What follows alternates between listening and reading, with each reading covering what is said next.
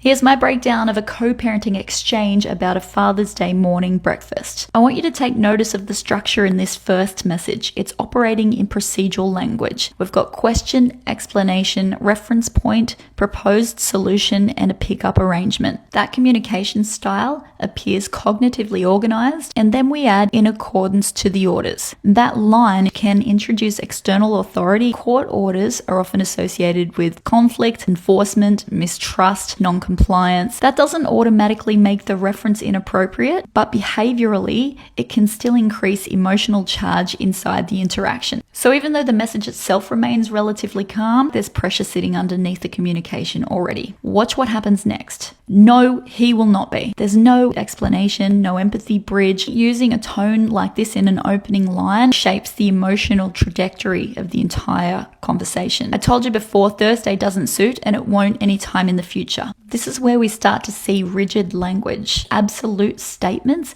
can sometimes reflect emotional defensiveness, so the communication's no longer simply Thursday doesn't work. It's now communicating this structure is non-negotiable. Then we move to, and stop preaching to me about court orders. Now watch the linguistic shift carefully. The original message referenced the orders procedurally. The response reframes that reference as preaching. Reframing procedural language as criticism or attack shows us that the topic already carries emotional charge for mum. Then we've got because you can't abide by them. Now the communication shifts further away from issue resolution and more towards credibility attacks, hypocrisy framing, and moral positioning. Once communication starts targeting the other person's character, emotional escalation often increases quickly, and then it moves towards trying to protect your position, credibility, or control. Next, we've got one of the most psychologically important lines. And as for the counselling session, he has seen them and he's happy with what he has to see you. Mum has made it clear that the current arrangement is acceptable to the child. Now, one of the biggest behavioural patterns to watch out for in co-parenting conflict is when children become emotionally referenced inside adult disputes